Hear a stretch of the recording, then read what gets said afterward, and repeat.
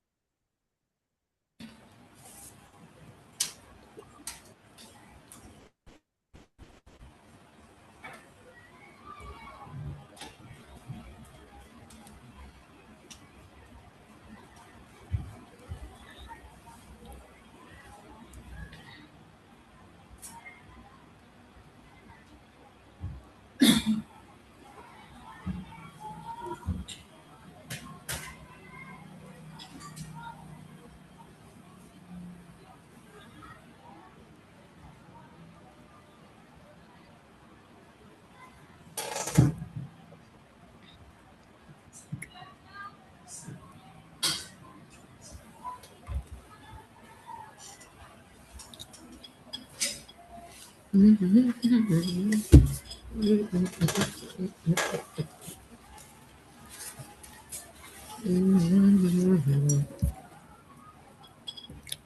Fir, jadinya pakai PPT biasa apa apa? Canva Pak. Oke. Mister Fir ceria banget hari ini. Kenapa Pak? Ceria banget hari ini, Masya Allah. Takut banget sumpah. Mereka udah pada senyum-senyum, takut banget.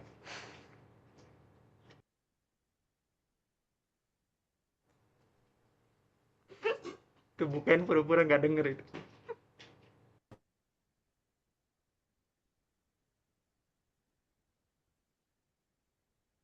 Tanggal cantik ini, Pak Fir. Secantik.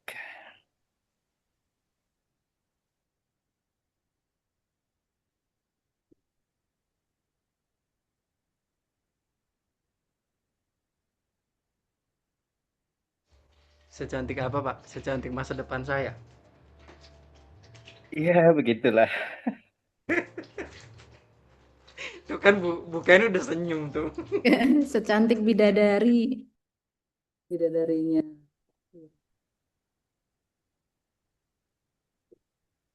Aduh, Pak Fir salah tingkah.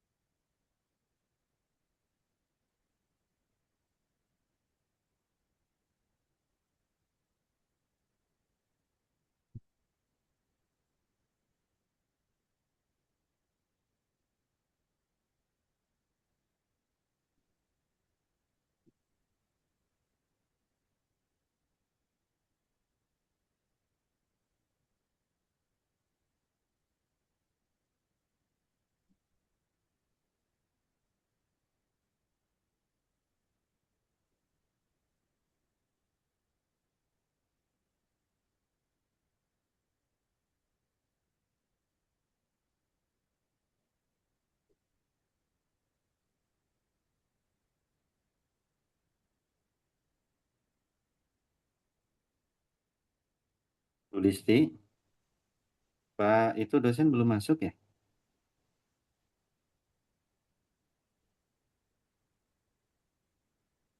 Kayaknya belum deh, Pak. Halo, Assalamualaikum. Salam. Pak Sigit sudah masuk kah? Belum ya kayaknya ya? Belum. Belum, iya udah ku japri sih, udah ku japri. Sejak keluar tuh udah ku japri tapi belum dibaca. Coba ku teleponnya.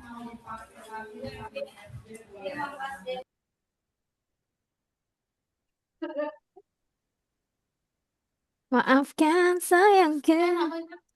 Kain Tessa jarine Mbah Heni aku gak karo.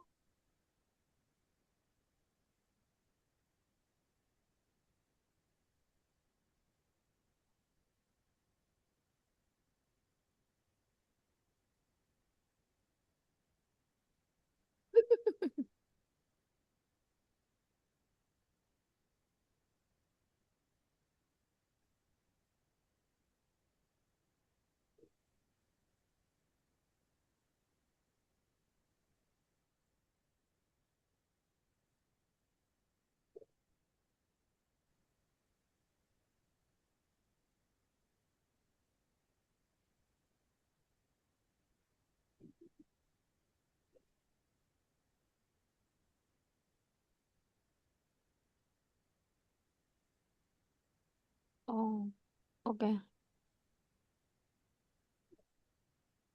Masya Allah, tabarakallah. Halo, assalamualaikum semua. Apa kabar? Waalaikumsalam. Waalaikumsalam. Baik, Waalaikumsalam Pak. warahmatullahi wabarakatuh. Sehat, Bentar, Pak. Pak, ya bentar. Iya, Pak. Ya, gimana? Udah liburan 2 minggu cukup? Ya, Bu. Ya, Pak, aman. Nge-recharge energi, siap belajar lagi. Ya. Oke, ya. Apa mau libur lagi? Yuk. Jangan, Pak, ntar gak kelar-kelar kita. Iya, ini materinya masih belum selesai ini juga ya. Untuk kelompok udah selesai semua ya? Maju. Kepada yang belum. Kenapa, Pak? Gimana? Untuk kelompok, tugas kelompok yang sudah presentasi. Oh, tugas kelompok yang presentasi kan sesuai jadwal. Ringkasan materi sudah dikirim ke Oh, Bapak. sudah. Oke. Sudah, yang ringkasan materi semua. Untuk hari ini berarti sudah ada jadwal. Hari ini presentasi. Kelompok Morfologi berapa hari komparatif, ini? Pak. Kelompok 2, dari Hari kelompok ini 2 tentang morfologi. Oh, morfologi. kelompok 2. Baik. Ya. Oke. Sebelumnya Bapak ucapkan terima kasih atas kehadiran Bapak Ibu di sini. Dan tak lupa pertama-tama kita panjatkan kehadiran syukur kehadirat Allah Subhanahu wa taala, Tuhan Yang Maha Esa yang telah memberikan kita kesehatan dan kesempatan hari ini ya. Kita setelah melaksanakan libur setelah UTS ya, dan kita masih diberikan kesempatan dan kesehatan, itu patut kita syukuri dengan ucapan alhamdulillahirobbilalamin. Alhamdulillahirobbilalamin. Syukur itu tidak hanya ucapan Bapak Ibu ya. Syukur yang baik adalah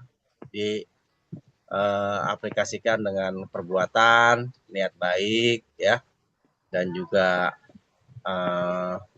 tujuan kita ya dalam melaksanakan kegiatan apapun ya. Jadi dengan cara bersyukur selalu meningkatkan ibadah kita ya, selalu meningkatkan amal bakti kita kepada suami gitu kan, pada orang tua, membantu ya, memberikan solusi baik diminta maupun tidak diminta ya, dan juga selalu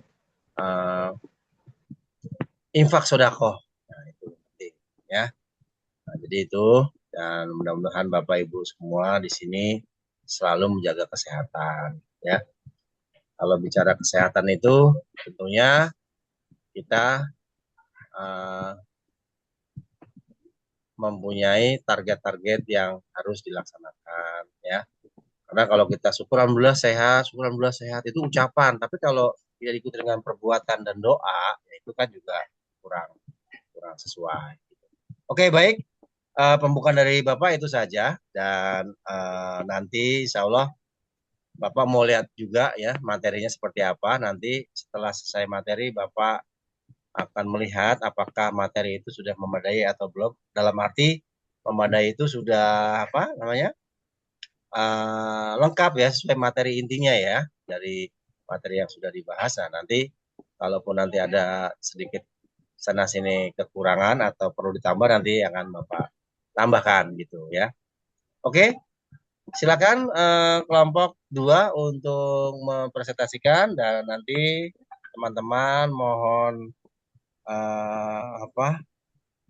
keaktifan dan juga masukan serta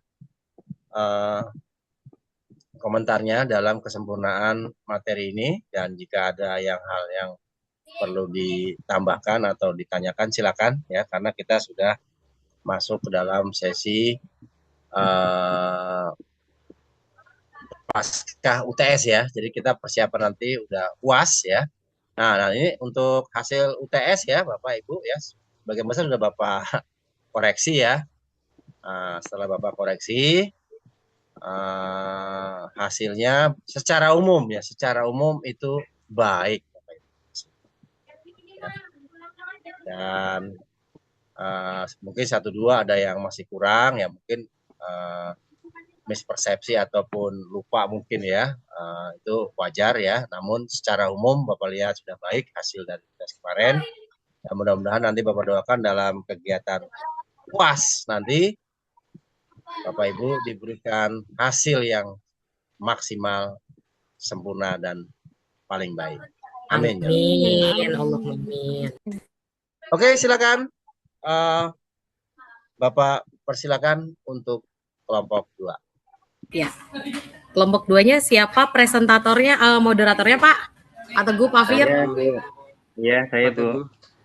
Pak Teguh ya. Pak Teguh, mohon maaf sebelumnya saya minta waktu sebentar menanggapi omongan Bapak dosen tadi Pak barusan. Saya kebetulan lupa Pak. Ada satu poin yang saya lupa di nomor 3 ya. 3. Iya, C-nya saya lupa Pak. Karena buru-buru setelah makanya. di-upload baru saya nyadar ternyata saya lupa. Saya mau WA Ya. Bapak, saya nggak enak. Jadi saya Nggak berpikir apa-apa, apakah Pak. hari Ya, nggak ini apa-apa. boleh saya bicara secara langsung ke Bapak bahwa saya lupa Pak poin C. Bapak kan cuma Oh, bilang iya, ada iya. yang beberapa aja Iya gitu ya. Pak. Tapi saya menyadari saya lupa Pak. Makanya saya bilang mau kasih tahu ke Bapak kali aja Bapak bisa kasih saya kelonggaran gimana. Iya baik. Kasih ya Pak. Makanya tadi Nah. boleh harus. Maksud Bapak Kalau gitu nanti bukan Pak kan Fir ini- doang Pak, semua Oh, yang lupa. jadi kan ini kan Maksudnya yang apa lupa namanya, semua kasih kita tahu. akan menghadapi UAS nanti nih, kan tadi Bapak bilang. Jadi Siap. tolong dipersiapkan dengan baik nanti gitu kan Pak Filarus nanti untuk yang tes itu akan sebelum UTS kemarin kan kita juga ada ini ya Pak Filarus ada apa refresh test kan Iya itu Pak. kan. Oh iya. Nah, Bapak juga nanti juga bisa melihat dari situ nanti ditambahkan. Dikonversikan Gitu ya, dengan Pak Filarus nilainya ya. Pak. Terima kasih Pak. Ya Baik, oke, Pak. terima kasih ya. Ya. Ya, baik Iya. silakan Pak. Ya, silakan Iya, Pak siap, Teguh. Pak. Terima kasih banyak Bapak. Iya, siap. Terima kasih. Mengonfirmasi Pak, waktu itu Mr. Fir lagi agak galau jadi kelupaan beliau. Baik. Assalamualaikum Halo. warahmatullahi wabarakatuh. Alhamdulillah wassalatu wassalamu ala Rasulillah wa ala alihi washabihi wa man wala. La haula wala quwata illa billah. Rabbi shrah li sadri wa yassir li amri wahlul 'uqdatam min lisani yafqahu qawli. Yang terhormat dosen pengampu mata kuliah linguistik komparatif Bapak Sigit Widiarto MPD serta rekan-rekan mahasiswa Magister Pendidikan Bahasa Indonesia Unindra yang semoga semuanya sedang berbahagia. Jika di antara kita yang sedang sakit atau keluarga kita yang sedang sakit, kita doakan semoga segera Allah sembuhkan. Yang sedang dihimpit kesempitan, semoga segera Allah lapangkan. Yang sedang dalam proses PDKT, semoga segera Allah sampaikan ke pelaminan. Yang sedang patah hati, segera bangkit, hidup harus terus berlanjut tanpa atau dengan dia. Baik Bapak Ibu yang saya hormati, yang sudah berkeluarga, beristri atau bersuami juga semoga Allah tambahkan kebahagiaannya, keharmonisannya, kesakinah mawadah warohmahnya. Amin. Baik Bapak Ibu, Amin memahami. Jika bahasa adalah samudera luas tempat peradaban berlayar, maka kata adalah biduk-biduk yang merajut jarak antar pemikiran. Namun sebuah kata tidaklah lahir dari ketiadaan. Ia ditempa dari serpihan-serpihan makna terkecil yang kita kenal sebagai morfem. Lalu, membentangkan sayapnya menuju cakrawala sintaksis. Pagi ini, kita akan diajak menyelami kedalaman samudera tersebut melalui ruang dialektika yang penuh pesona ilmiah. Telah hadir di tengah kita para penjelajah aksara dari kelompok 2 yang beranggotakan Rani Hairani, Vilarius Bedilado, saya sendiri Teguh Iswantoro, Lia Lestari, Ken Hayati Dwi Rahmi, dan Kamilia Nur Umamah. Kami akan menghantarkan sebuah buah pemikiran bertajuk morfologi komparatif. Sebuah kajian yang tidak sekadar memperbandingkan struktur, melainkan menelisik jiwa dan evolusi bahasa-bahasa di dunia. Dalam pemaparan nanti, kita akan meneliti jembatan teoritis para mahaguru linguistik, membedah simfoni afiksasi dari tanah Melayu, rumpun Austronesia hingga bahasa Barat, serta menyaksikan bagaimana sejarah mereduksi bentuk demi melahirkan efisiensi komunikasi modern. Sungguh sebuah perpaduan antara ketajaman empiris dan keindahan arsitektur bahasa. Mari kita buka hati dan pikiran kita untuk menyerap setiap untaian ilmu yang akan disajikan. Kepada seluruh anggota kelompok 2, waktu dan ruang diskusi ini sepenuhnya kami persilahkan. Untuk presentasi pertama, silahkan kepada Mr. Vilarius. Baik, terima kasih Pak Teguh, Bapak dosen dan teman-teman semuanya. Izin kita langsung mulai ya. Yang pertama, seperti yang sudah Pak Teguh sampaikan di awal ya. Nah, sebelum kita lebih jauh lagi mempelajari tentang morfologi komparatif, kita mesti tahu dulu ya konsep teoritis morfologi itu seperti apa. Nah, menurut Haspelmath, morfologi itu suatu ilmu yang mempelajari tentang struktur internal dari sebuah kata.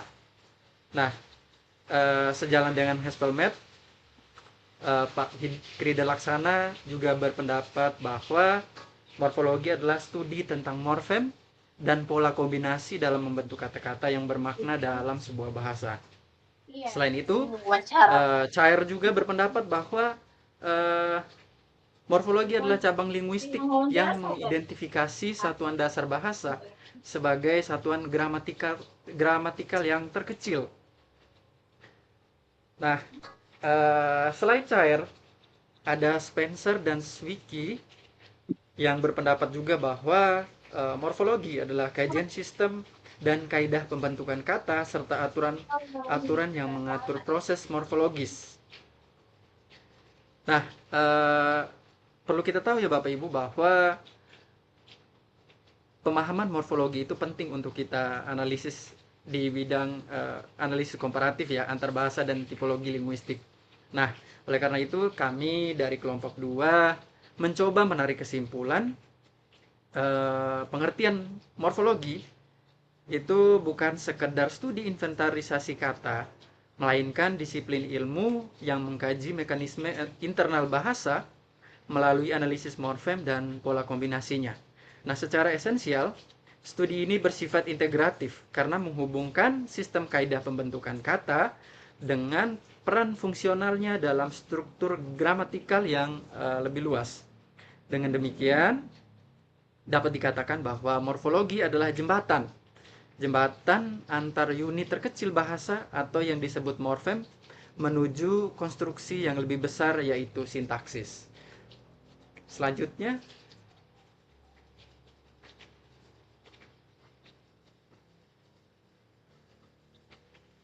kita lihat perbandingan pola afiksasi yang dibawakan oleh Bu Rani ya. Bu Rani atau Bu Lia ya? Bu Rani, Pak. Ya, Bu Rani. Silakan Bu Rani. Ya, baik. Terima kasih atas kesempatannya. Bismillahirrahmanirrahim. Di sini terdapat perbandingan pola afiksasi. Dalam bahasa Inggris, prefix bersifat non-derivasional atau tidak mengubah kelas kata. Ini hanya mengubah makna semantik atau pola oposisi atau repetisi.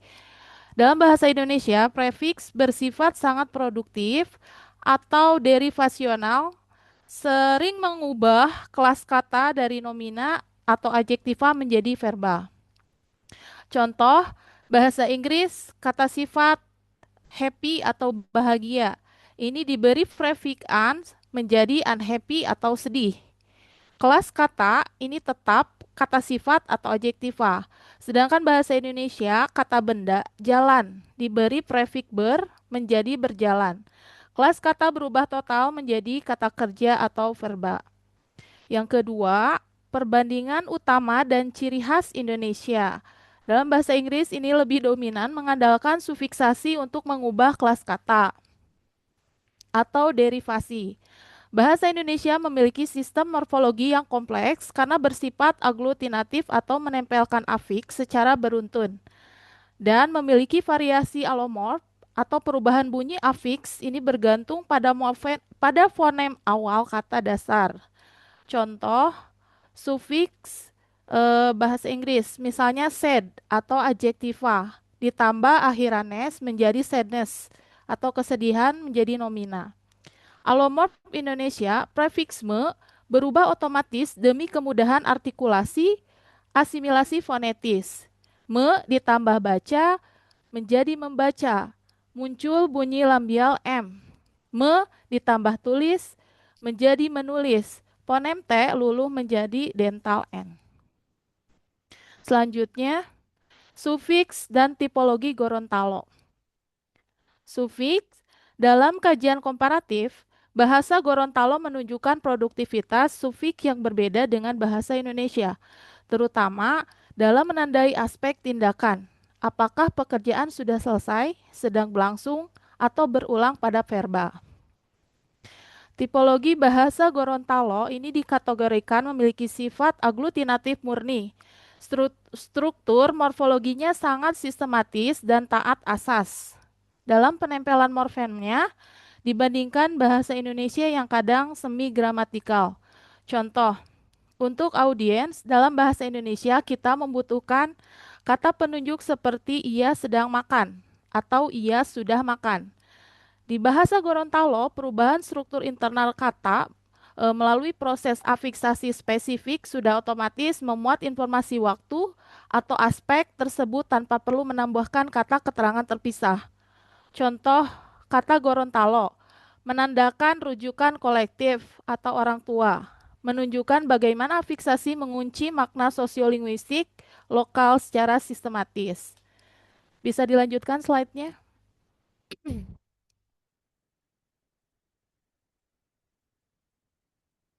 Next, Pak. Ya. Mr. Fir. Udah kelihatan? Ya, terima kasih. Nah, setelah kita membedakan pola fiksasi secara umum pada slide sebelumnya, sekarang kita akan masuk ke dua jenis afiks yang memiliki perilaku sangat bertolak belakang dalam tipologi bahasa dunia, yaitu infiks, sisipan atau sufiks akhiran. Infiksasi. Teori Peter H. Matthew, gitu ya, pakar morfologi dunia menyatakan bahwa infiks adalah fenomena linguistik yang paling jarang ditemukan secara tipologis dalam bahasa-bahasa di dunia. Infiks memotong atau menyisip di tengah-tengah morfem asal akar kata. Contoh, di banyak rumpun bahasa Eropa, infiks hampir tidak eksis secara gramatikal formal. Komparasi infiks, bahasa Inggris versus bahasa Indonesia tidak memiliki infiks struktur formal. Yang ada hanya fenomena pseudo infiction atau expletive infiction dalam ragam formal atau siang untuk penekanan emosi. Contoh kata absolutely disisipi kata umpatan menjadi absolutely. Ini bukan proses morfologi murni, melainkan interferensi pragmatis. Bahasa Indonesia memiliki infiks formal L, M, R, in. Namun, statusnya dalam bahasa modern sudah tidak produktif atau mati. Artinya, kita tidak bisa menciptakan kata baru secara sembarangan menggunakan infix. Contoh kata dasar gigi ditambah infix L menjadi gerigi. Kata dasar getar ditambah infix M menjadi gemetar. Analisis tipologi infix, jadi kesimpulannya, karena sifatnya yang tidak produktif dan terbatas, analisis infiksasi dalam bahasa modern lebih bersifat historis, diakronis, atau melihat sisa-sisa pembentukan kata masa lalu daripada sinkronis. Namun, keberadaannya menjadi fosil morfologi yang sangat berharga untuk melacak kekerabatan rumpun bahasa Austronesia. Yang kedua, sufiksasi. Sufiks dominan dan mekanisme derivasi. Berbanding terbalik dengan infix, sufiks adalah mekanisme yang paling dominan dan sangat produktif di dunia, khususnya dalam proses derivasi atau pembentukan kata baru yang mengubah kelas kata atau kategori sintaks. Contohnya, sufiks bertindak sebagai kategori changer, perubah kategori. Melalui sufiks, sebuah leksikon dapat bermigrasi dari satu kelas ke kelas kata lainnya dengan sangat fleksibel. Contohnya happy, adjektiva sufiks menjadi sufiks ly ya, menjadi havil. Aperbidia keterangan read verba sufiks r menjadi reader nomina pelaku. Contohnya, contoh dalam bahasa Indonesia, standar nominal sufiks isasi ya, menjadi standarisasi. Verba makan ditambah sufiks menjadi makan, menjadi nomina. Terima kasih penjelasan saya mungkin cukup sekian. Ya, selanjutnya dipersilakan pada Bu Lia. Baik, Pak Teguh, terima kasih. Suara saya terdengar ya, Bapak Ibu? Kecil banget, Bu. Kecil banget ya? Lumayan. Baik, saya lanjutkan untuk masih mengenai sufiks dan konfiks ya. Ini bahasa Indonesia ini kan memiliki sistem morfologi yang produktif melalui penggunaan sufiks dan konfiks untuk membentuk verba maupun nomina. Di sini ada Indonesia, verba dan nomina dan konfiks. Yang pertama ada sufiks, verba dan nomina. Ini contoh-contohnya. Baca plus an atau ditambah an itu sama dengan bacaan. Kemudian ajar plus atau diberikan kan menjadi ajarkan. Kemudian rasa plus in atau diberi in menjadi rasain. Nah, fungsinya derivasi atau kata baru, kemudian aplikatif kan dengan i, kemudian nominalisasinya itu adalah an, kemudian berinteraksi dengan prefiks membentuk sistem kompleks kan, kemudian di dan kan. Ini afiksasi bertapis. Kemudian ada konfiks. Konfiks di sini pasangan afiks mengapit bentuk dasar sebagai satu unit morfologis. Itu Indonesia sangat produktif. Ditambah baik, ditambah an menjadi kata kebaikan. Kemudian per ditambah jalan, ditambah an menjadi perjalanan. Kemudian ada lagi ke plus hujan atau ditambah an menjadi kehujanan. Ini contoh-contohnya. Kemudian fungsinya nominalisasi, abstrak, perluasan keadaan. Kemudian cirinya produktif, sistematis, ciri khas bahasa Indonesia. Kemudian ada perbandingan bahasa-bahasa yang tadi Bu Rani sampaikan, yaitu Gorontalo atau sufiksnya. Yang pertama itu membentuk verba dan nomina. Kemudian menandai relasi semantik. Kemudian memiliki struktur mirip konflik. Inggris sama dengan tidak ada konflik. Contohnya un plus happy plus ness. Jadi unhappiness gitu ya. Bukan konflik sejati. Kemudian ada dua proses.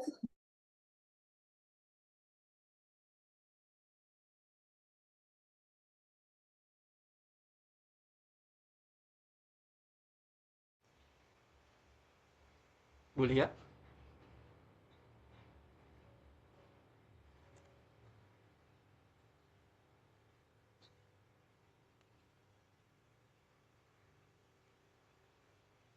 Sinyalnya, Pak. Oh, sinyalnya ya. Saya kira sinyal saya malah yang mandek. Enggak ya ternyata. Kemudian lanjut, Pak. Oh, next slide ya. Ya, Oke. Sip. kemudian di sini ada teori-teori generatif dan tipologi bahasa.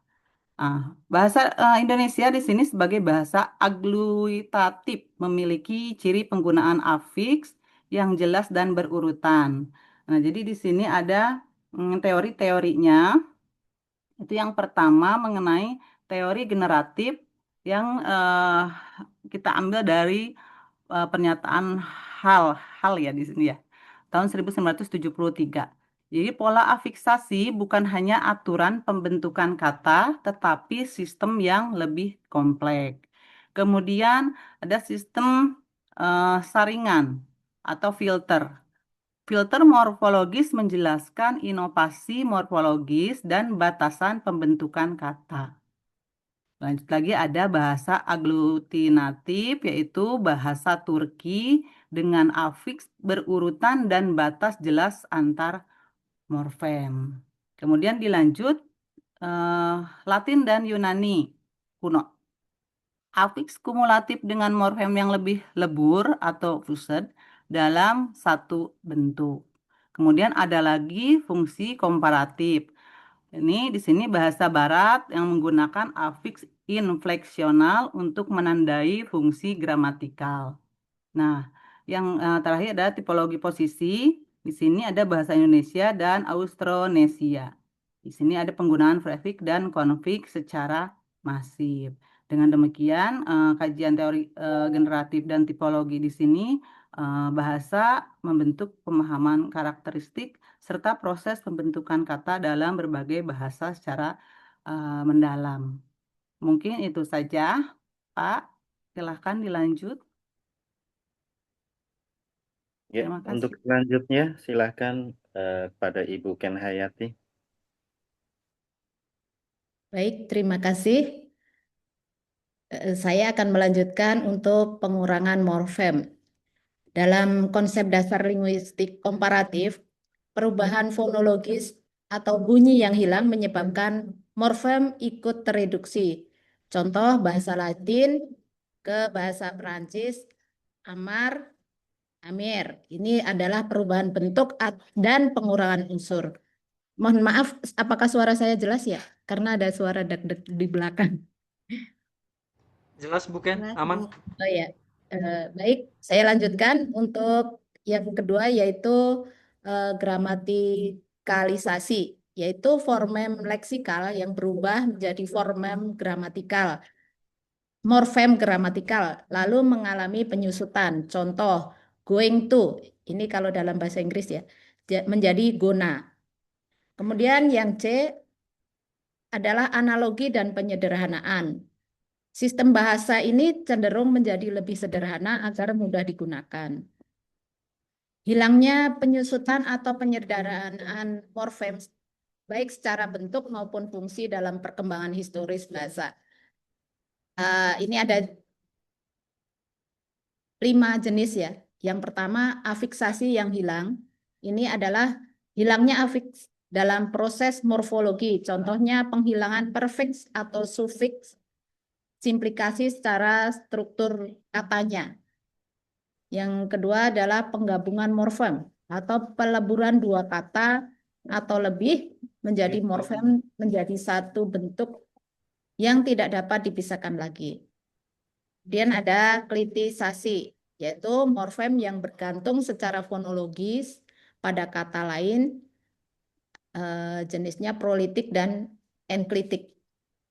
Yang selanjutnya reduksi fonologis, yaitu pengurangan bunyi dalam morfem melalui penyederhanaan struktur morfem.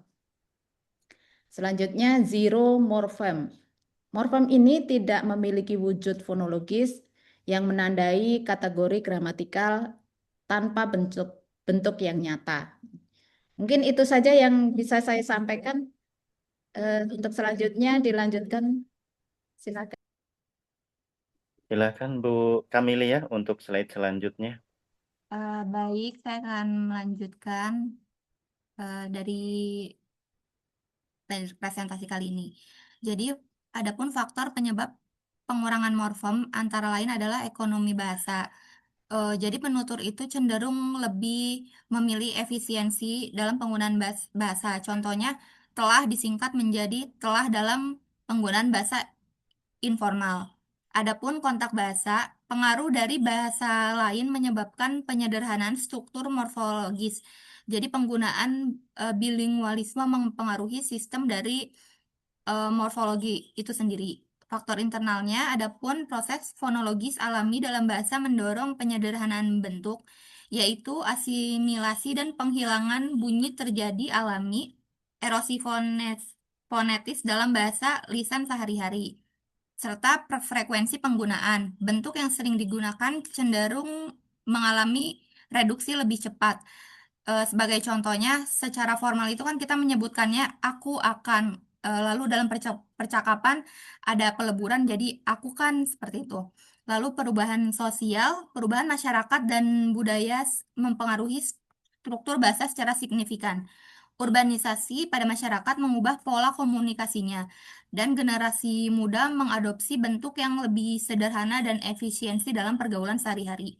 Adapun faktor eksternal, globalisasi dan teknologi juga mempengaruhi laju percepatan perubahan linguistik itu sendiri. Media sosial salah satunya mempercepat penyebaran bentuk yang singkat, dan komunikasi digital juga mendorong efisiensi dari bahasa. Boleh dilanjut, Pak?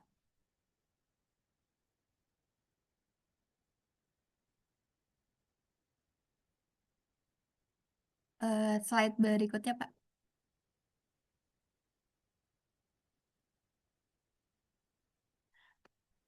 Adapun perubahan kategori kata, yaitu perbedaan kelas kata leksikal dalam derivasi zero, yaitu dalam bahasa Inggris contohnya pada verba free me water in the barn, and verbnya we need to burn the juice, yaitu bentuknya tidak berubah dan fungsinya juga tidak berubah.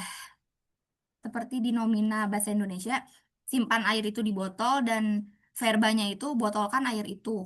Hanya perlu imbuhan, tapi intinya tidak berubah.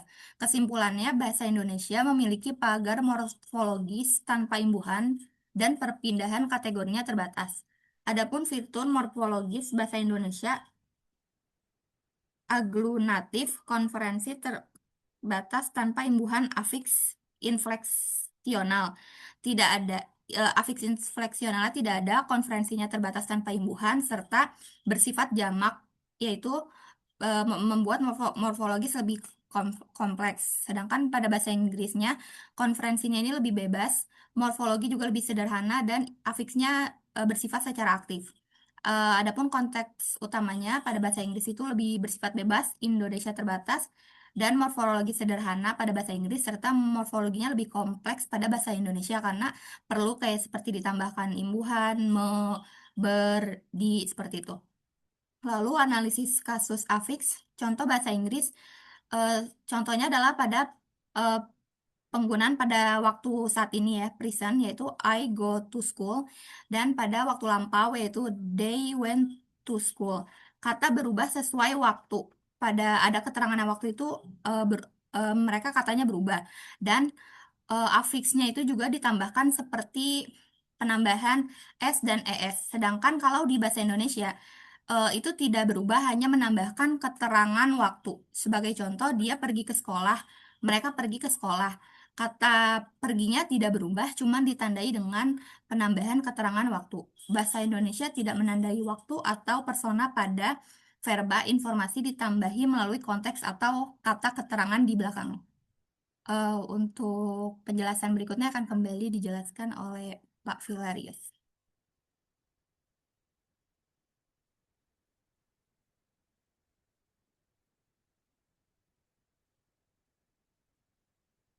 Baik, Bapak Ibu, untuk slide yang terakhir, insya Allah akan dibacakan oleh saya sendiri, ya.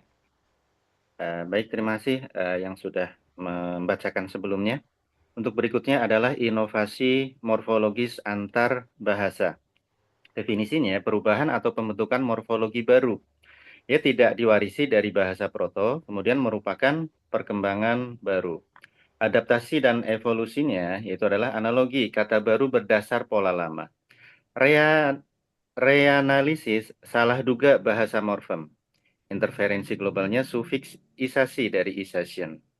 Contoh analisis kasusnya adalah Inggris Google menjadi Google Eats. Kemudian di Indonesia Google menjadi Googling. Kemudian inovasi lokal.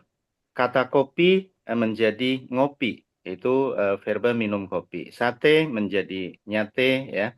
Nah, ini adalah pola aglutinatif Jawa Sunda dan masih banyak contoh yang lainnya. Kemudian nasalisasinya adalah pengaruh bahasa daerah sangat produktif dalam merangkai lisan, tidak ditemukan dalam bahasa Inggris. Kemudian kesimpulannya, respon kebutuhan komunikasi modern. Sumbernya kontak bahasa asing plus ditambah bahasa daerah, kemudian Indonesia lebih kompleks, yaitu multilingual. Baik, Bapak dosen dan Bapak Ibu guru hebat semuanya, demikian presentasi dari kelompok kami. Untuk sesi berikutnya adalah sesi diskusi atau tanya jawab atau saling menambahkan. Untuk pertama, silahkan bagi Bapak Ibu yang ingin bertanya bisa angkat tangan terlebih dahulu.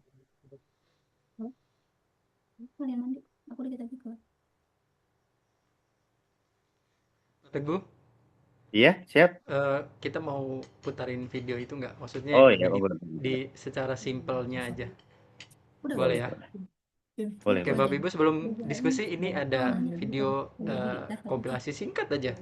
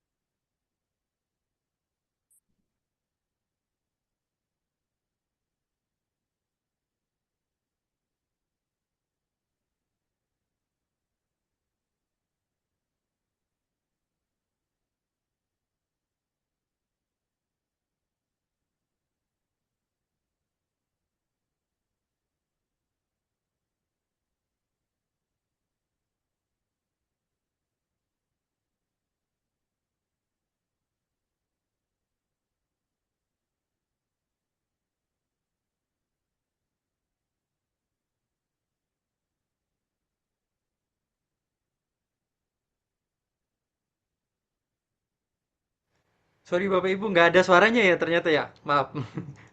Iya, nggak ada, dikira belum mulai. Oke, maaf. Sebentar.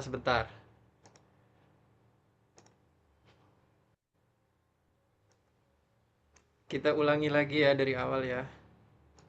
Oke, mari bedah anatomi bahasa di materi ini. Kita bakal bongkar rahasia menakjubkan gimana kata itu dirakit. Pernah kepikiran nggak, kenapa kata kayak bottle di bahasa Inggris itu beda banget sifatnya sama bahasa kita? Nah, morfologi itu ibarat mesin tersembunyi. Dia yang sibuk ngerakit balok-balok kecil yang kita sebut morfem. Coba lihat, bahasa Inggris, tambahan di rewrite emang ngubah arti, tapi dia tetap aja kata kerja. Tapi bahasa Indonesia beda. Imbuhan me di kata baca, selain ngubah makna, bisa ngerubah kelas katanya juga. Yang bikin kaget, bahasa Gorontalo itu pakai aglutinasi murni. Imbuhannya nempel terus, produktif banget layaknya mesin pabrik. Kalau kita sukanya morfologi berlapis, kita numpuk awalan dan akhiran buat bikin makna kompleks, contohnya mengajarkan. Terus gimana dengan sisipan? Inggris nyaris nggak punya loh, kita masih nyimpan fosil sejarah kayak kata gerigi. Nah, Gorontalo justru bikin sisipan ini tetap hidup dan aktif, bukti kuat akar Austronesia mereka yang awet. Ini nunjukin beda sistem yang nyata. Kita ngerangkai kata kayak main Lego, sementara Inggris milih ngeleburin bentuknya. Inggris itu gampang berubah wujud, botol bisa langsung jadi kata kerja. Kita wajib pakai pagar struktural, membotolkan. Sayangnya, bahasa itu nggak abadi. Yuk kita lihat kenapa bagian-bagian kata ini malah bisa menyusut seiring waktu. Alasannya simple, kita butuh ngomong cepat. Faktor ekonomi bahasa, seringnya dipakai, dan perubahan budaya bikin kata menciut. Hilangnya bunyi selama berabad-abad mereduksi morfem, kayak bahasa Latin amare, yang pelan-pelan berubah jadi emar di Prancis. Ada juga gramatikalisasi, kata utuh menyusut cuma buat fungsi tata bahasa, kayak going to yang disingkat gana. Intinya, bahasa itu nggak pernah diam. Dia bakal terus berinovasi buat ngejar kebutuhan komunikasi kita yang cepat. Di era teknologi, Inggris tinggal bilang Google it. Kalau kita tetap taat aturan tempel, jadilah kata di Google. Pengaruh lokal juga ngeri loh. Cuma modal bunyi sengau, kata benda kopi bisa instan berubah jadi ngopi. Dari balok kata dasar sampai bahasa gaul masa kini, kira-kira gimana ya mesin bahasa kita berevolusi besok?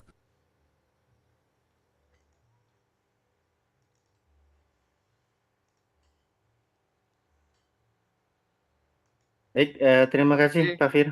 Ya, Pak. Baik, Bapak Lanjutkan, Ibu, Pak. yang ingin bertanya sambil ngopi, dipersilahkan Bapak Ibu.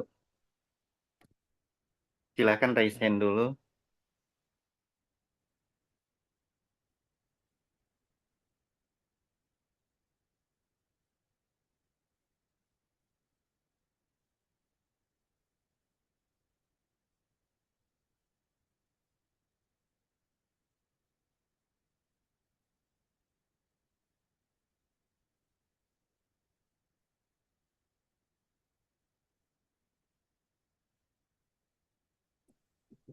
Bapak Ibu dari Sembari kelompok menunggu, lain. mungkin Bapak mau tambahkan materi sedikit ya tentang morfologi? Oh, boleh Pak, silakan Pak. Ya, sembari menunggu ya. Oke, jadi secara umum sudah memadai materi hari ini, namun ada tambahan dari Bapak ya. Kalau tadi Bapak lihat membandingkan bahasa Gorontalo ya. Itu biasanya saya ingat Bapak bahasa Gorontalo itu akhirannya O semua itu ya.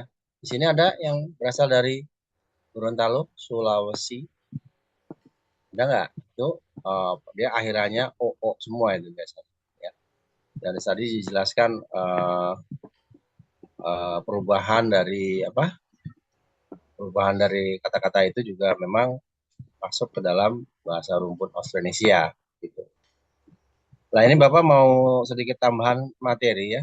Ini materinya belum terlalu lengkap mungkin ya, hanya draft materi sebetulnya, cuman belum Bapak buatkan ke dalam salin dia ya.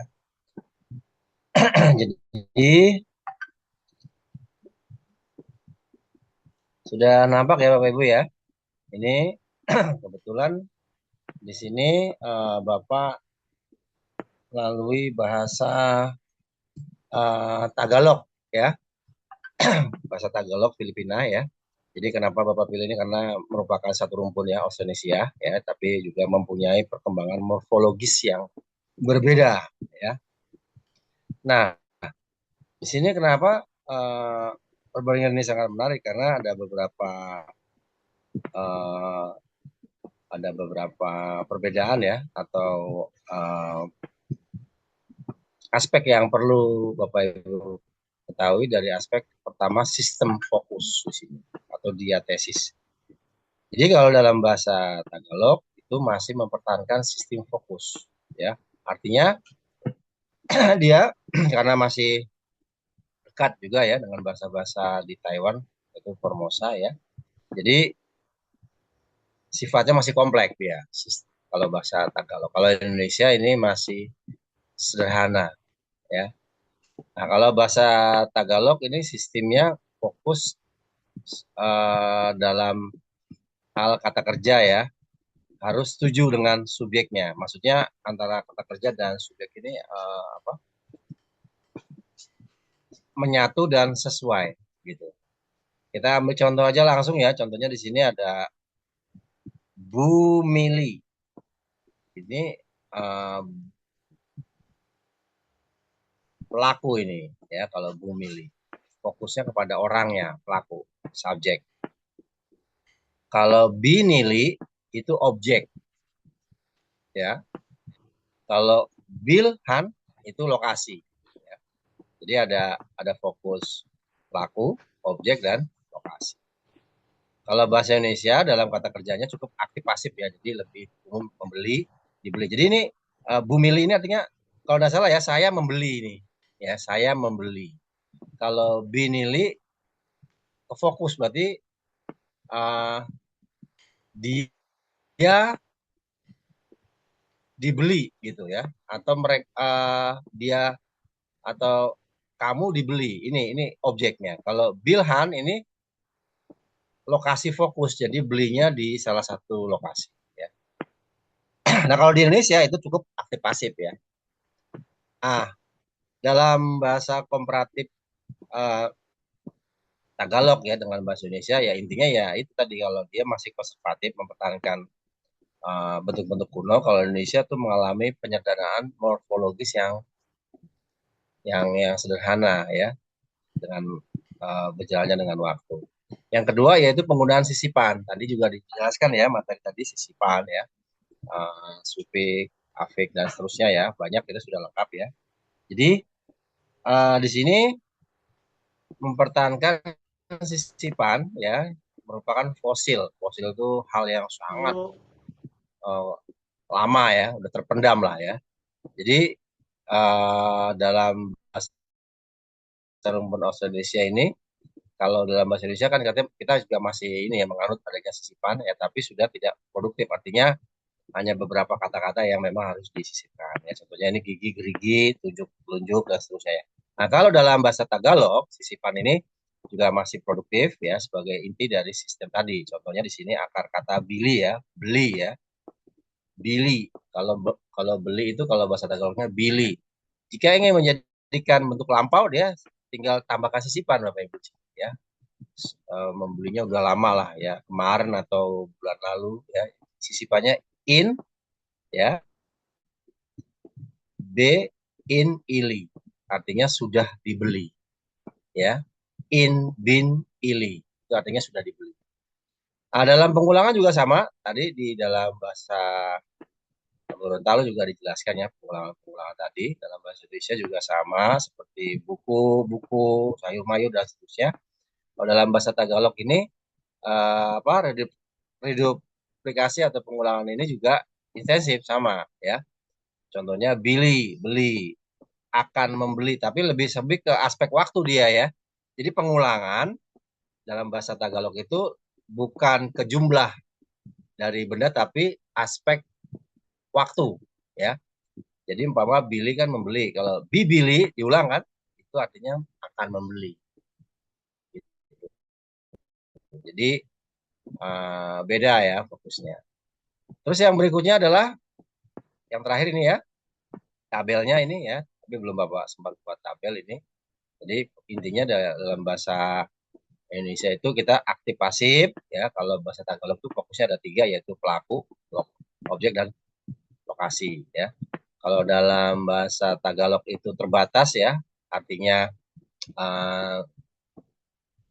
kata-katanya sudah kata-kata yang lama yang digunakan ya, tapi kalau dalam bahasa Indonesia sangat produktif. Terus kalau dalam pengulangan itu kalau jamak ya, bahasa Indonesia itu ada variasinya, sayur mayur, buku-buku. Jadi nggak hanya sama tapi ada variasinya. Tapi kalau ke bahasa Tagalog, pengulangan itu merujuk pada aspek waktu Ya, tadi contohnya di sini ya, bibili itu akan membeli.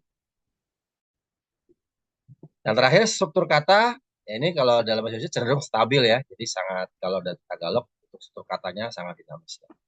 Nah, ini kenapa kita harus melihat perbedaan ini dalam linguistik komparatif ini artinya ada fenomena drift. Nah, drift artinya pergeseran bahasa. Jadi dahulu itu karena sifatnya masyarakat itu nomaden atau emigrasi ya, dari wilayah negara atau wilayah besar ke negara besar lainnya gitu kan. Jadi ada pergeseran bahasa ya. Bahasa Inggris pun juga itu bergeser, itu bukan di tempat negara Inggris yang sekarang aslinya. Dulu mereka juga nomaden, emigrasi dari satu pulau ke pulau lain itu ya. Nah, jadi intinya bahasa Tagalog tetap berada di wilayah yang dekat dengan asal-usul Austronesia ya. Sistem morfologinya tidak banyak berubah, masih banyak asli. Sedangkan bahasa Indonesia, yaitu kita ambil dari bahasa Melayu ya, sebagai lingua franca, ini bahasa pergaulan pada saat kerajaan Majapahit juga digunakan ya sebagai bahasa perdagangan, dan bahasa juga berfungsi sebagai komunikasi Bapak Ibu antar etnis ya, bahasa budaya ya, sehingga cenderung dia sederhana ya, dia lebih mudah dipelajari. Jadi kesimpulannya bahwa bahasa Tagalog ini arsitektur asli dari nenek moyang ya kan, dari Australia salah satunya ya, dari bahasa-bahasa lainnya ya. Jadi kalau bahasa Indonesia itu kita sedang berproses penyederhanaan dan efisien ya. Jadi kesimpulannya bahwa bahasa Indonesia itu adalah bahasa yang lebih mudah dari bahasa-bahasa lain, Bapak Ibu ya. Kalau orang Arab itu menilai bahasa Indonesia lebih mudah. Kalau kita menilai bahasa Arab sulit, Pak, karena ada kata-kata kerja atau kata benda yang dianggap feminin, maskulin. Ya, kalau di Jerman malah 3 ya, feminin, maskulin, netral. Nah ini, karena kalau kita kategorinya itu sudah tahu, maka penggunaan kata kerjanya juga harus berbeda. Begitu, ya. Sedikit itu saja yang bisa Bapak tambahkan. Dari sini ada yang mau ditanyakan, silakan. Ke Bapak atau ke kelompok, silakan. Ya. Jadi, sekali lagi, intinya bahwa apa yang mau Bapak sampaikan hari ini ya, intinya bahasa Indonesia itu bahasa pemersatu ya, Indonesia, bangsa Indonesia, yang bahasa yang lebih sederhana dan lebih mudah Bapak Ibu ya, dibandingkan dengan bahasa-bahasa internasional PBB lainnya ya. Karena tadi ada udah Bapak sampaikan kategorinya ya, penyederhanaan katanya lebih efektif, simple ya. Kalau dibandingkan dengan bahasa Tagalog tadi yang Bapak sampaikan, itu dia masih konservatif dan kuno dan apa ya namanya, masih mengikat dengan waktu kan, kata kalimatnya gitu, seperti hampir kayak bahasa Inggris ya. Baik, itu yang ditambahkan oleh Bapak ya. Semoga lebih menyempurnakan ya materi morfologi hari ini. Ya, terima Silakan. kasih Pak. Ya. Silakan Bapak Ibu teman-teman yang ingin menanyakan ke kelompok kami atau ke Pak dosen juga tidak masalah. Bisa angkat tangan dulu Bapak Ibu. Atau kita cukupkan? Mohon maaf, saya pakai HP jadi mungkin tidak terlihat yang ini. Oh gitu. Gue ada Bu Tita, raise hand, Bu Tita. Ya, Bu Tita. Pak, kelompok 2 izin bertanya. Tadi kan kelompok 2 menyinggung teori tentang generative health mengenai morphological filter atau saringan morfologi. Saringan ini menjelaskan mengapa ada aturan afiksasi yang secara fonologis memungkinkan tetapi tidak muncul karena batasan leksikal.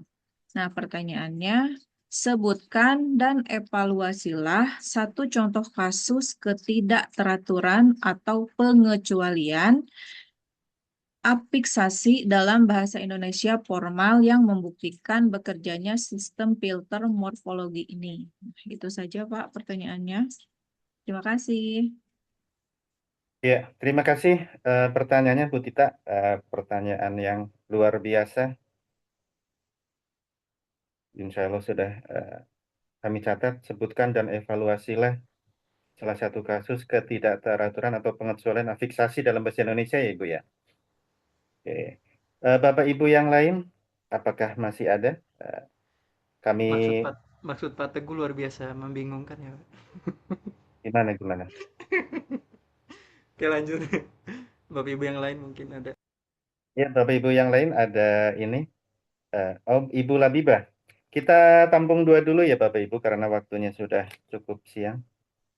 Ya, silakan Ibu Labibah.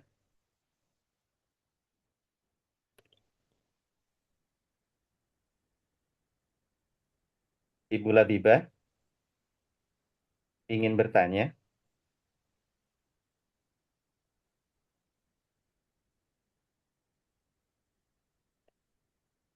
Baik, Ibu Wiwin. Cek. Baik, Pak Teguh. Halo. Ya, halo. Izin bertanya Bapak Teguh sama kelompok. Silakan Ibu. Tadi Pak Teguh sama kelompok menyinggung tentang ekonomi, hukum ekonomi ya.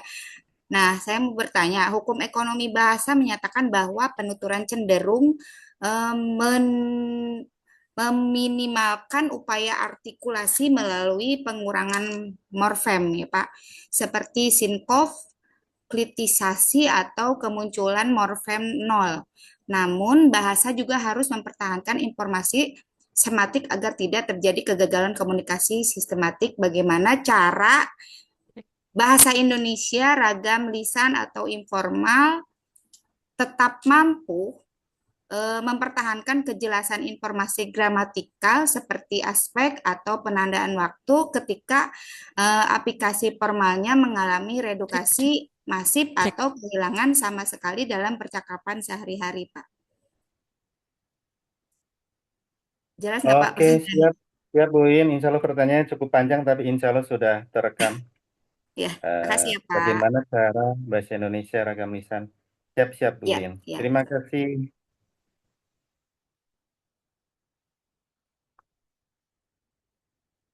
Bapak Ibu, mohon maaf karena waktunya sudah cukup siang ya. Kita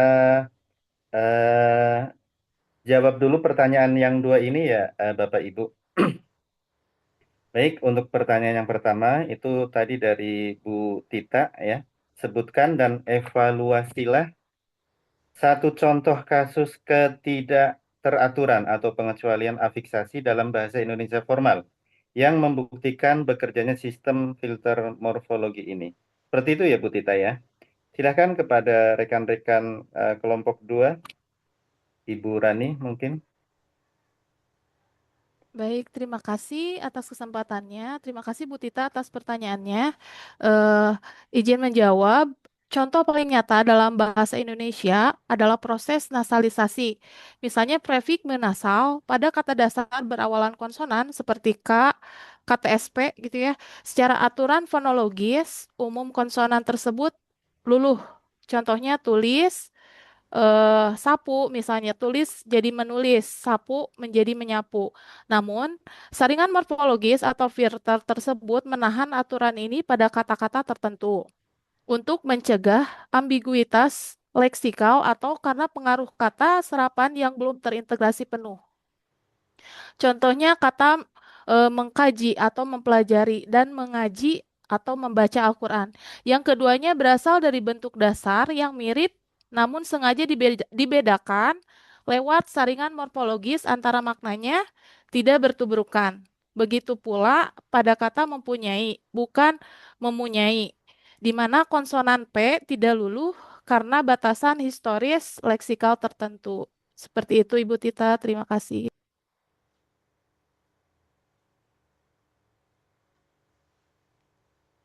Ibu Tita.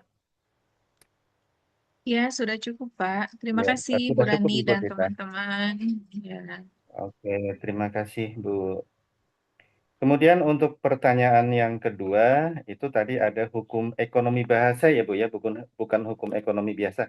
Hukum ekonomi bahasa. Nah itu pertanyaannya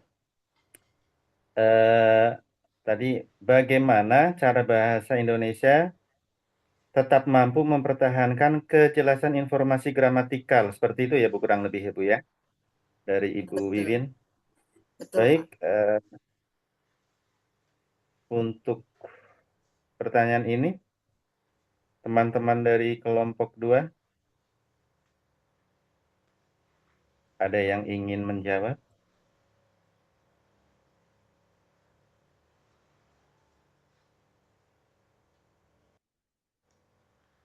Baik, Bu Wiwin, ya, Pak Fir. Siapa? Pak Teguh. Ya, silakan monggo Pak Fir. Lanjut. Oke. Baik, saya coba jawab ya Pak Teguh. Kalau ada kurangnya boleh Ya, ditambah. siap. Bu Wiwin juga mungkin kalau ada yang mau disanggah atau ditambah boleh. Saya coba jawab aja.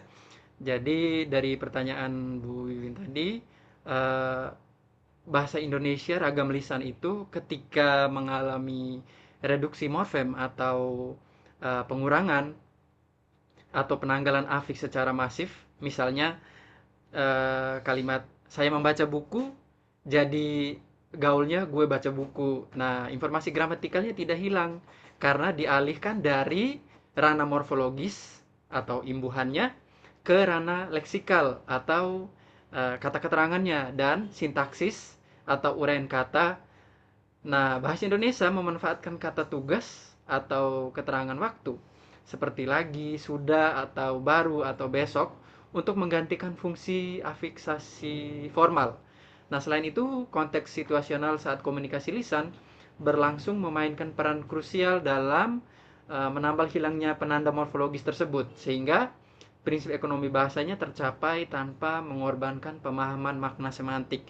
Jadi, seperti kalimatnya tadi ya, saya membaca buku menjadi gue baca buku. Nah, prinsip ekonomi bahasanya tercapai, tapi tidak mengorbankan pemahaman makna semantiknya, Bu. Jadi gitu ya, Bu. Oke, baik Pak Pak Fir, Teguh, ada yang terima mau kasih ditambahkan banyak. mungkin, Pak? Cukup Pak, Insya Allah. Tergantung ini Bu Wiwin, gimana jawabannya dari Pak Fir Bu Wiwin? Apakah sudah cukup? Saya sudah cukup Pak Teguh dan kawan-kawan. Alhamdulillah. Terima kasih. Mohon maaf Pak Sigit, waktunya apakah masih bisa kita lanjutkan atau bagaimana Pak?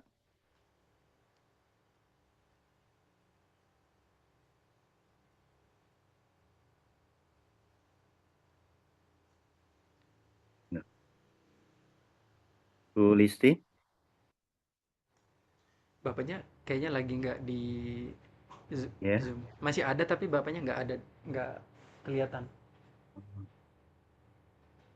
Berarti masih kita lanjutkan teman-teman ya. Baik teman-teman, sambil menunggu Bapak Sigit, mungkin kita berikan Lanjut aja. kesempatan dua lagi. Lanjut. Siap. Kita lanjutkan dua penanya lagi ya Bapak Lanjut Ibu. aja Pak Nanti Teguh, kalau lanjut. ya siap. Kita lanjutkan dua penanya lagi Bapak Ibu. Silahkan.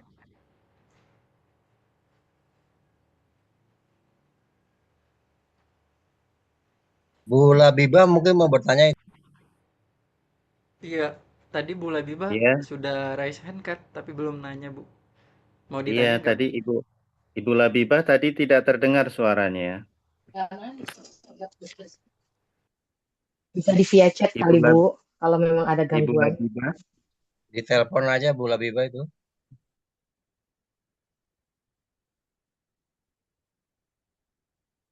Ibu Labibah bisa mendengar suara saya? Sepertinya ada gangguan sepertinya. Bapak Ibu Bentar, Pak yang Teguh. lain? Eh, saya coba by phone, siapa tahu Bu Labibah bisa pakai HP, suaranya saya deketin ke. Penasaran juga sama pertanyaannya. Ya, Oke, Mr. siap. Darius silakan di telepon Bu Labibah. Iya Pak, saya lagi telepon. Nggak dijawab. Ya, harusnya Bu Kamilia yang telepon sepertinya. Nggak dijawab. Oh iya ya bener ya. Iya. Kenapa?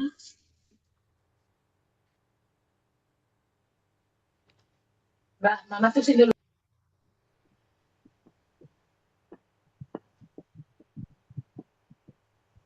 Oke, mungkin kalau enggak ada di closing aja, disimpulkan mungkin ya. Oh, siap, Pak. Baik, Bapak Ibu guru hebat, Bapak dosen, terima kasih. Bentar, Pak. Baik, terima kasih kepada kelompok 2 dan kepada Bapak Ibu guru hebat yang cetar membahana. Ya, izinkan saya selaku moderator merajut kembali benang-benang sutra keilmuan yang telah diuraikan tadi ke dalam bentuk satu simpul kesimpulan. Morfologi komparatif telah membukakan mata batin kita bahwa bahasa bukanlah organisme yang hidup. Namun, ia terus tumbuh dan berevolusi. Di satu sisi, kita melihat betapa anggunnya bahasa Inggris dengan sufiksasinya yang dominan dalam mengubah kelas kata. Di sisi lain, kita dibuat takjub oleh bahasa Indonesia dan rumpun Austronesia lainnya yang begitu perkasa dengan kerumitan prefiks serta konfiksnya.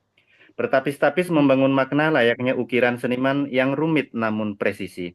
Kita juga belajar tentang ekonomi bahasa, sebuah hukum alam yang puitis, di mana waktu dan frekuensi lisan secara perlahan mengikis fonem dan mereduksi morfem demi mengejar efisiensi sebuah tuturan. Inovasi-inovasi lokal, nasalisasi, hingga fenomena konversi mengingatkan kita bahwa bahasa tidak pernah kaku. Ia selalu menemukan celah untuk beradaptasi terhadap zaman yang terus berlari.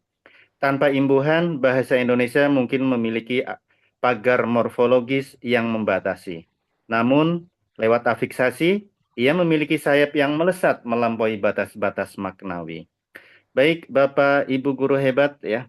Setiap lembar kisah pasti menemui titiknya, dan setiap pelayaran ilmiah tentu akan bersandar di dermaganya. Diskusi kita hari ini telah membuktikan bahwa linguistik bukan sekadar rumus kedap makna, melainkan sebuah simfoni kemanusiaan yang abadi. Terima kasih yang tak terhingga kami haturkan kepada Bapak Sigit Widiarto MPD yang senantiasa menyalakan lentera ilmu di ruang batin kita. Salam untuk keluarga Pak Sigit, bahagia selalu, semoga nambah cucu. Apresiasi tertinggi juga mengalir untuk kelompok 2 atas dedikasi pemikirannya dan kepada seluruh Bapak Ibu guru.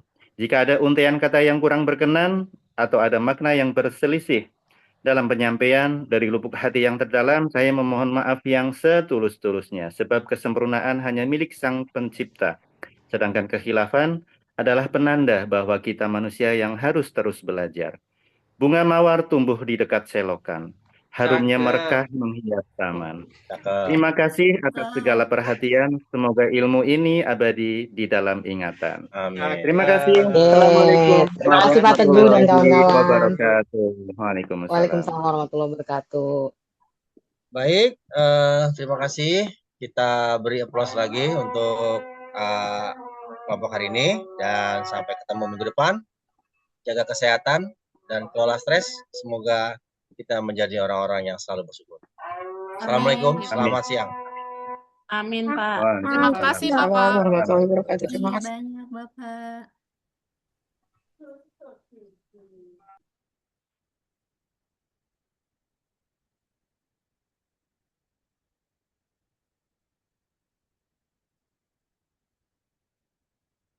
Pak Fir. Pak Fir. Iya, Pak. Iya, tanggal cantik ini. Kenapa, Pak? Listi, Sama Mbak tanggalnya. Listi. Ya, halo, Assalamualaikum. Untuk Gimana? medlit, Kenapa, Bu? untuk medlit jam berapa? Ini sekarang yuk. Sekarang. Soalnya ibunya seperti biasa. Iya, seperti biasa minta dimajukan. Tapi tanggung kayaknya Bu Zuhur. Itu baru azan tuh. Ya, enggak. Kan biasa beliau mah kalau mau ditinggal tinggal aja, sholat dulu, Oke makan lah, dulu oke sambil lah. makan begitu. Seperti itu Oke, Pak, oke, kayak oke. biasa ya. Iya, iya. Oke, teman-teman langsung ke medlit. Tapi boleh Iya, ninggalin, maksudnya boleh sholat tapi masuk ya. Gitu loh. Iya, Iya, maksudnya Oke, thank you. close kamera ya, Gimana? Mbak Listi. Iya. Close Ya, kamera boleh, ya. boleh, boleh. Sambil Boleh, makan, boleh, sambil boleh. sholat, Oke, monggo-monggo. siap. Makasih. Tanggal Udah dimatiin cantik. ya. Tanggal Iya, cantik iya, maksudnya kalau Assalamualaikum. ada bersejarah, Pak Fir, itu mudah diingat. Assalamualaikum. Selamat Waalaikumsalam. melanjutkan. Bener-bener Pak Mas Teguh nih ya. Pak Teguh. Afir ada apa sih?